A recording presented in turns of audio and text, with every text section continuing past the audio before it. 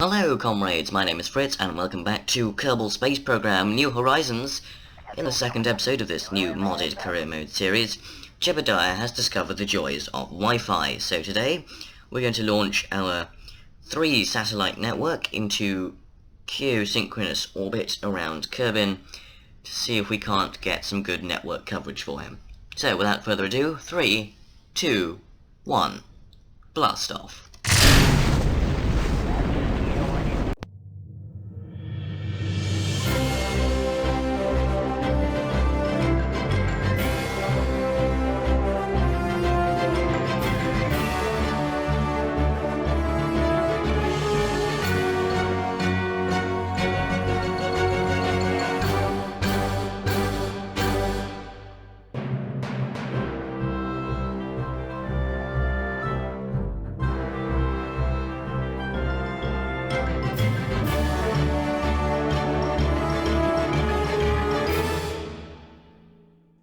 Okay, we're back, and I've expanded my orbit into rather highly eccentric sort of situation. Basically, geosynchronous orbit is an orbit that's about 2,872 meters. Sorry, 2,872,000 meters, and we're slightly below that. We fell slightly short due to the spill down time on the KW rocketry engine we've got here. I'm pointing retrograde because I overdid it before, but we do have some fuel left in the central tank. We've just started to eat through on the middle one, so we're going to jettison those like so. And yeah, we used 6 units there.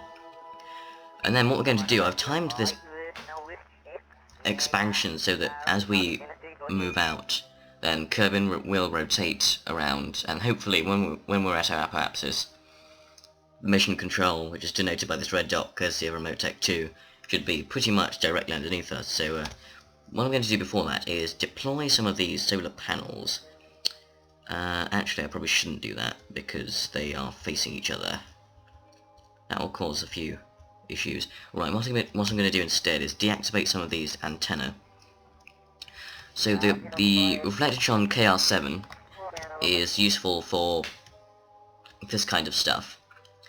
The Communotron 88, the small red antenna, is useful up to 2.5 million, and obviously we've slightly surpassed that. There's no middle ground, so we have to go straight onto the KR7s, which draw a lot of power. And the DP10, which is a small dipole antenna, as you can see here, is not great. It's just useful for getting a purely unmanned probe off the ground.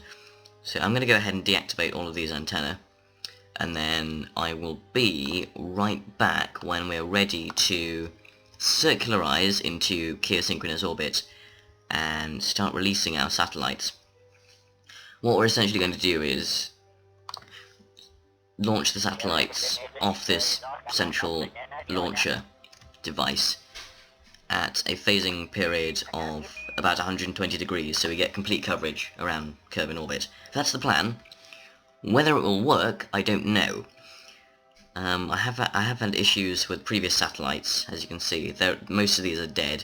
They've somehow run out of power. These KL7s do draw a hell of a lot of charge, so that is quite a large issue that we need to resolve. I've solved that by just packing more batteries and more panels. These small static panels don't really do much, so they have to be facing the sun to get a power draw, which isn't great because obviously we're not always facing the sun. Okay, good news, it took me 2 orbits rather than the expected 1, but you can see mission control is right there, so we're pretty much lined up perfectly. So what we're going to do is circularize using the prograde vector. This is the first ship I've got which has an activated RCS system, so let's fire the little engine. Actually, what we'll do instead is wait until we're at our apoapsis. That wasn't very clever.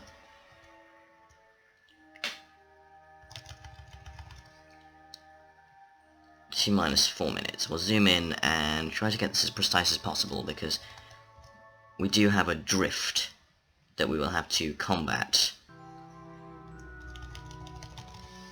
Let's head over here. Lock it in on the horizon, and burn. Slowly lift the throttle, we don't need that much.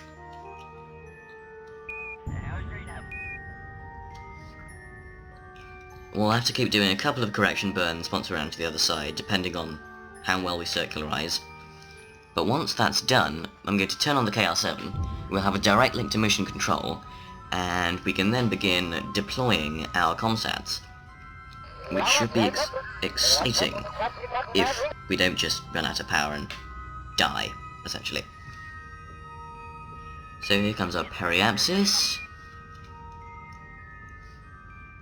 Let's hope we don't overdo this. Let's make things happen a bit more quickly. There we go. And, okay. Not too bad, but we did end up slightly overcompensating. And we are running very low on fuel, so I might have to start cross-feeding spare fuel from the satellites into there, because once they've been deployed into their correct orbit, they won't need a massive amount of fuel to correct. And once they do run out of fuel, well, by the time that happens, we'll have a lot more money, and we can replace them. They are, alas, expendable. Okay, we're ready, and the eagle-eyed of you will notice that we have drifted slightly. But now that I've corrected the orbit, the drift shouldn't be too noticeable, so that's the hope, at least. What I'm going to do now is quick save once again, because these probes might die, and we'll have to get them back. And, turn off, I'm going to deploy this one first. Disable the reaction wheels, disable the torque on here, because that consumes electric charge. And then deploy, let's see, is this one targeted at mission control? No. We haven't actually targeted anything yet, so what we're going to do before we deploy it, we forget, is activate this big KR7, target that, this RemoteTech interface, says our status is OK, and that's done. We are drawing power, so we're going to extend these panels,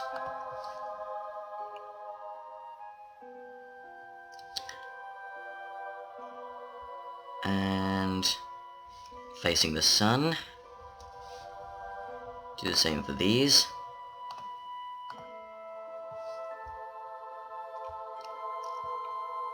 Like so, and then going to control from here, turn on the SAS, and decouple. There we go. ComSat 1 is away. And we're going to struggle with control here because, okay, that panels are wonky. We're going to struggle with control because we don't have much torque. Come on, stay in control. There we go. That's a bit of a cheat that you can use in KSP if your satellites lose control. Right, okay. Connection, good. That is pretty much perfect. Now what we're going to do is drop into an ever so slightly lower orbit with... Now here's the thing, I could drop the deployment ship into a lower orbit, but it would be quite difficult to fly because of the mass imbalance. The loss of one ComSat. We'll have to see. Okay.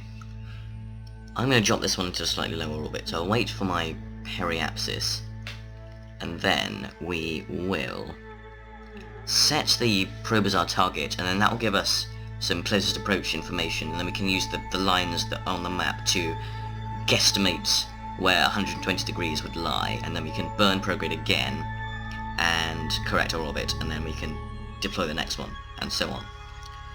That, once again, is the plan. Whether it will work, I don't know. But there's only one way to find out, let's do that. Okay, so you can see that my periapsis has been dropped to 2.4 million. So that should slowly swing us into a lower orbit, and then we can correct for that. Yeah, so this will take some time.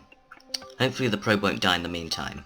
I'm sort of praying that it won't, because otherwise this whole endeavour will have been a massive waste of time. Anyway, wish me luck, and I'll see you when we're ready to deploy the next one.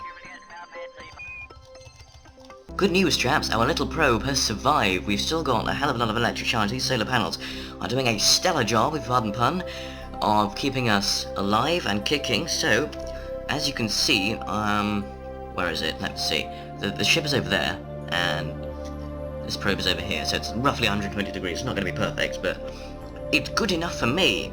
Now, then activate the KR-7 on this other ship, and then I can somehow communicate with ComSat I, and essentially build up a triangular sort of network. It would be a cyclic triangle, as it were, if you were to sketch out the lines. You'll see that forming as we go on, but that's the idea. So I'm going to switch back to the deployment probe, double-clicking like so. Wait for it to load up. This is exciting. I'm actually getting progress being made here. And we're going to deploy ComSat number 2. So, deploy panels. Deploy panels again.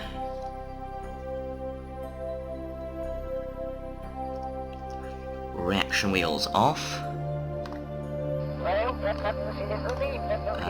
Probe body control off.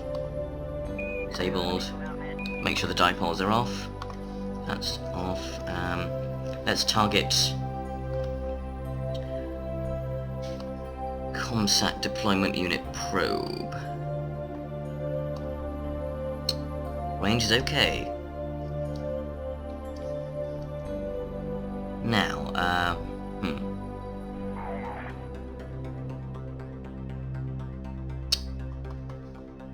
that's interesting.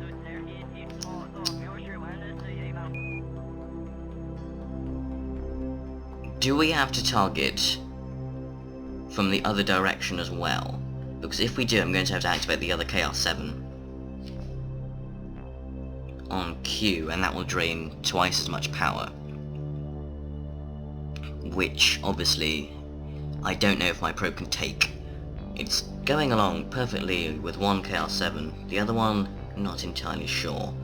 That might be a risk I'm going to have to take. So this one's talking to ComSat 1, but I don't know if we have enough coverage yet. I'm going to switch over to the other probe. So we're talking to that one, and I don't know if this one's going to talk to the other one. We'll have to find out, see if we can get a line going between the two ships, and then we can balance the drift accordingly. Activate the engine. This one's in Kerbal stationary orbit, isn't it? So, how much power are we drawing? 0.82 charge per second.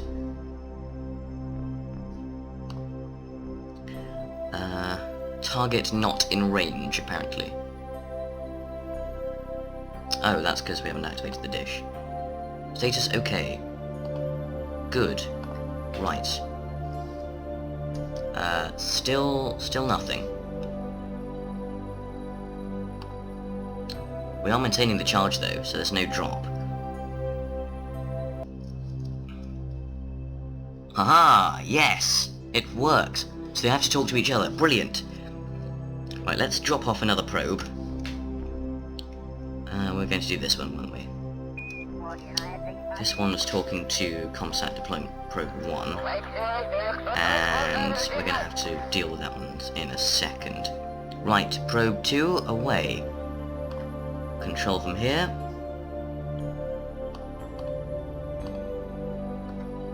And torque on. Decouple. Off she goes, like a charm. Awesome. And we can just let her drift accordingly. And we can just do that. Right. final probe, and yeah, let's go ahead and deploy the panels again. Usually I'd leave this later, until later, but because there's no other probes on the adapter, they're not going to joggle and collide and break the panels and be losing electric charge, and that wouldn't be good at all. God, we have very little fuel left in the main vessel, so I think what I can do is... we're not going to need that much as I said, because these probes don't drift too much. And... stop. Do the same with the oxidizer. Make sure we have more oxidizer than liquid fuel, so the chemical reaction can take place. Kind of add it in excess. There we go. Quick save there, because we don't want to lose all of our lovely progress. And we have no connection with any of the satellites, that's fine. Now what I want to do now is drop my periapsis, drop my apoapsis again. So we're going to warp around 980, and that's about enough. So now we will set ComSat probe number 2 as our target. But first we will switch to it and rename the vessel, because we're going to get confused very quickly, because they're all called ComSat Deployment Unit Probe. This was ComSat number 2.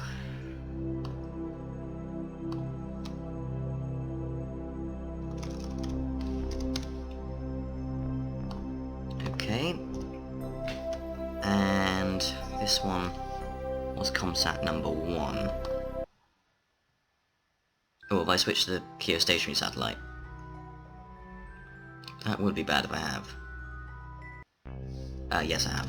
Dang it! Wait, what? Are we talking to the wrong thing? No, we're not. I was lucky. Okay, so simple matter of renaming this one ComSat number 1, and then we'll head over, we'll catch our right phasing angle, and then we can bring the whole lot back home. Probably turn off the SAS, because that's going to drain power. Have we? Yeah, we did that, didn't we? Right, head back to the ship.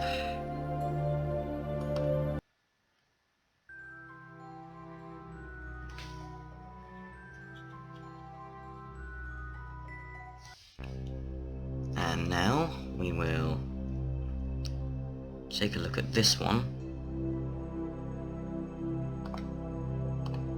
Set as target, and then we can analyze how far out we are from it. And then that will be our satellite network. So let's establish that one's there, and so we need to put one about here. Good. So we'll start to fall away from this, and yeah, I'll see you when we're ready to deploy the final one and go home. Brilliant. Okay, we have a phasing of just above 90 degrees, and a bit more drifting will take us into perfect contention. So you can see ComSat 2's there and we're here. And I think one more coast to the apoapsis, and we'll be ready to do our circularization burn again. And deploy the final satellite, and then we're done. Brilliant news, we're back, and we are in the perfect position, pretty much. Now, these two satellites are using their 2 high gains to communicate with the third one. So we've got 2 up here, one from Mission Control to ComSat 2, and then one from ComSat 1 to ComSat 2, and then one across to ComSat 3. So we have one spare antenna, which I can't use to connect to ComSat 1, because it's already occupied 2 of its antenna. So basically, I could either use that to bounce a signal off somewhere like the moon, or I can launch a 4th one, put it into a similar orbit, do it like a rendezvous, put it into a similar orbit, but I might not bother to do that, and it's quite useful to have an extra antenna anyway, so that's good. So our RemoteTech satellite system is pretty much up and running. I think we can do some tweaking as we go along, but that's it. Now I'm going to detach the probe, we're going to bid goodbye to it, I'm going to make sure that everything's done with the talk, turn it off, make sure the reaction wheels are off, which they weren't. Solar panels are deployed, and before we do that we'll quickly control from here, and decouple. And oh, we've literally just lost all connections. Okay, that's not good. Right. Well, I'm sure we can rebuild them. Can we? Let's find out. Are we talking to each other? That's the main thing. Okay guys, we're back, and we've finished, we've done it. There was an issue with renaming the ships, so I think I must have renamed the wrong one, but that's fine. What we're going to do now is take the whole shebang, not this one, that would be bad, take the whole thing back home, so I'm going to drop it into a much lower orbit so that the adapter doesn't hit any of these satellites that we've worked so hard to put up. And then we're going to call it a day, and yeah, have some fun with the satellites in the meantime, but make sure I don't hit it with the exhaust blast or anything.